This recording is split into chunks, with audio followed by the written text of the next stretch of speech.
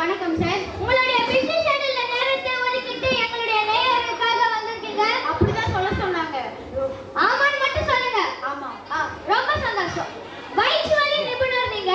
பொதுவா மக்களுக்கு வயிற்றை பத்தி காமனா ஒரு இன்ஸ்ட்ரக்ஷன் கொடுங்க. அப்புறமா நம்ம ஷோக்குள்ள போயிடலாம். மனுஷனுக்கு வயிறு தான் மிக முக்கியமான one of the part of the stomach in the human body. Okay. இந்த வயிறு உணவு செரிமானம் ஆகுறது கூட நம்ம சாப்பிடுற உணவெல்லாம் செரிமானம் ஆகுறது கூட சிறுகுடல், பெருக்குடல், மலர்குடல், there are only types of fuel in the stomach. Correct. So வயிறை பாதுகாத்தாலே மனிதர்களாக இருக்கக்கூடிய நாம் வயிறை பாதுகாத்தாலே பல விதமான வியாதிகளை தடுத்துடலாம். ஆமா. சோ நீங்க வயிறை பத்தி ஒன்னும் சொல்ல வேணாம். ஏன்னா இது காமன், எல்லாருக்கும் தெரியும். இப்போ ஒரு மனிதனுக்கு எப்படி வயிற்று வலி வரும்னு மட்டும் சொல்லுங்க. எப்படி எல்லாம் வயிற்று வலி வரும், எந்த வழியில் வயிற்று வலி வரும், எந்தெந்த வழிகளில் வயிற்று வலி வரும், எப்ப நான் பேசணும் அதை முதல்ல சொல்லுங்க. சார் நீங்க தான் டாக்டர், நீங்க தான் செலிபிரிட்டி, நான் ஆங்கர், நான் நிறைய பேச மாட்டேன். இப்பதான் நீங்க பேசி ஆகணும். ஒரு மனிதனுக்கு எப்படி வயிற்று வலி வரும்னு மட்டும் சொல்லுங்க.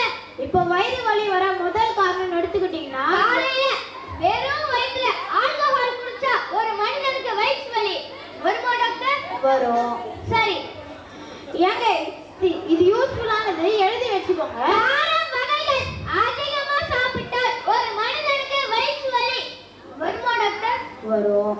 சரி, இது பயனுள்ள தகவல், நான் சொல்றதை நீங்க எழுதி வச்சுக்கோங்க. நேரம் தவறி நேரம் சாப்பிடுகிறது. இப்போ ஏற்கனவே இப்போ காலையில சாப்பிடுறது, மதியம் சாப்பிடுறது, நைட் சாப்பிடுறது, வெடிகாலம், இப்படி எல்லாம் அன்டைம்ல சாப்பிட்டா கூட ஒரு மனிதனுக்கு வயிற்று வலி வருமா டாக்டர்?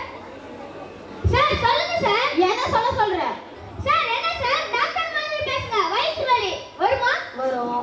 சரி, நெக்ஸ்ட் ஒன் திங், இது நீங்க ஜீரணமாகுவதற்கு முன்னாடியே சாப்பிடுகிறது. இப்போ ஏற்கனவே சாப்பிட்டது வயிற்றுக்குள்ள இருக்கும்போது சாப்பாடு டைம் வந்துச்சு, இல்ல யாராச்சும் ஃப்ரீயா வாங்கி கொடுத்தாங்க, மேல சாப்பிட்டா கூட ஒரு மனிதனுக்கு வயிற்று வலி வருமா டாக்டர்? வரும். சரி, இது நீங்க மைண்ட்ல நம்மளுடைய மருத்துவர் ஒரு மனிதனுக்கு எப்படி வயிற்று வலி வரும், எப்படி வயிற்று வலி வரும்னு முகம் பார்க்கும் கண்ணாடியை போல் தெளிவாக எடுத்துரைத்தார். நன்றி சார். ஆனா நான் இதோட விட மாட்டேன். ஏன்னா நீங்க ஆசியன் டாக்டர் ஒரு மனிதனுக்கு எப்படி வயிற்று வலி வரும்னு சொன்னீங்க, அந்த வந்த வயிற்று வலி எப்படி போக்குவதுன்னு சொன்னீங்கன்னா நல்லா இருக்கும். இப்போ வயிறு வலியை போக காலையில எந்திரிச்ச உடனே இதை பண்ணீங்கன்னா, பச்சை தண்ணீர் 3 டம்ளர் வெறும் வயிற்றில் குடிச்சா ஒரு மனிதனுக்கு வயிற்று வலியை தடுக்க முடியுமா டாக்டர்? முடியும். சரி, ஏங்க இந்த குழந்தைங்களும் பெரியவங்களும் தெரிஞ்சுக்க வேண்டிய ஒரு விஷயம், பழ வகைகள் வாரத்துல 2 நாள் ஏதேனும் ஒரு பழம் சாப்பிட்டால் அதன் மூலம் வரக்கூடிய சத்துக்கள் நமக்கு வரக்கூடிய வயிற்று வலியை தடுக்க வாய்ப்பு இருக்கா டாக்டர்? இருக்கு. ஓகே, மெதுவா. பிபி இருக்கா? ஆஹா. அப்ப கூலா சொல்லுங்க டாக்டர் தானே? ஆமாவா? ஆமா. ஏங்க தயவு செஞ்சு